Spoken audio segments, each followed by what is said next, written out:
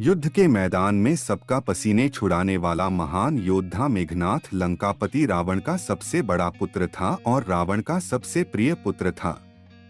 जाने क्यों रावण बेटे मेघनाथ को अपनी तरह सबसे महान विद्वान, ज्योतिष, गुणवान, महान योद्धा और सबसे बड़ा ज्ञानी बनाना चाहता था। नमस्कार मित्रों, आज के हमारे इस नए वीडियो में मित्रों हिंदू धर्म में सबसे ज्यादा प्रसिद्ध और पवित्र गाथा रामायण है।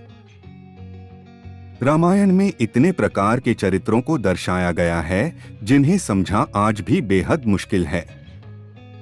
मगर आज के शुभ अवसर पर रामायण के ऐसे ही अद्भुत चरित्र के बारे में बताने जा रहे हैं जिसका नाम आप कई हजार सालों से सुनते आ रहे हैं। वो नाम है मेघनाथ, जिसे इंद्रजीत के नाम से जाना जाता है। इसलिए आज हम इंद्रजीत के जीवन से जुड़ी कुछ खास बातों को जानेंगे।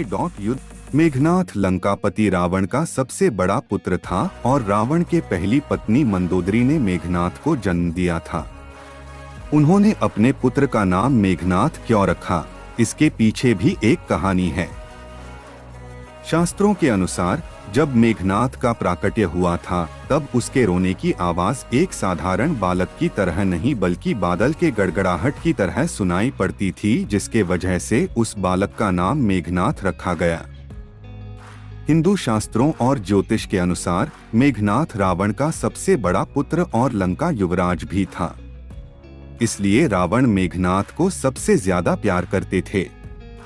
कहते हैं कि जितना बड़ा महान विद्वान ज्योतिष रावण था, उससे भी कहीं ज्यादा गुणवान, महान योद्धा और सबसे बड़ा ज्ञानी वह अपने बेटे मेघनाथ को बनाना चाहता था। इतना ही नहीं, अपने पुत्र को सबसे ज्यादा ताकतवर और अजर अमर बनाने की कामना को लेकर त्रिलोक विजेता रावण ने सभी देवताओं को अपने पुत्र के जन्म के समय एक ही स्थान अर्थात 11वें घर में विराजमान रहने के लिए कहा था। मेघनाथ के जन्म के वक्त रावण को पुत्र से इतना लगाव हो गया था कि उन्होंने ग्रहों की चाल तक बदलने की कोशिश कर डाली, लेकिन भगवान शनिदेव ने रावण की आज्ञा का उल्लंघन हुए सारे ग्रहों से अलग 12वें घर में जाकर बैठ गए, ताकि रावण का पुत्र मेघनाथ अजर अमर की उपाधि न प्राप्त कर सके। हिंदू धर्म की पौराणिक कथाओं के अनुसार स्वर्ग पर अपना आधिपत्य जमाने के लिए लंकापति रावण ने देवताओं पर आक्रमण कर दिया था। इस युद्ध में मेघनाथ ने भी हिस्सा लिया था। इस दौरान लंकापति पर इंद्र ने हमला करना चाहा। मेघनाथ ने पिता को बचाने के लिए आगे आ गया। मेघनाथ ने उसी क्षण इंद्र और इंद्र के वाहन ऐरावत पर हमला कर दिया और उसने सभी देवताओं के साथ इंद्र को भी हरा दिया, जिसके बाद से इंद्रजीत के नाम से संबोधित किया जाने लगा। युद्ध के समाप्त होने के बाद मेघनाथ स्वर्ग से निकलने लगा तो उसने इंद्र को अपने साथ ले लिया और अपने रथ पर बैठाकर लंका में ले आया।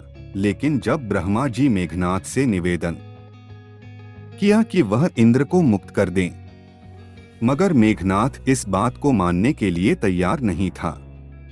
इसके बाद ब्रह्मा जी ने इंद्र को छोड़ देने के लिए उसके बदले एक वरदान देने का वचन दिया।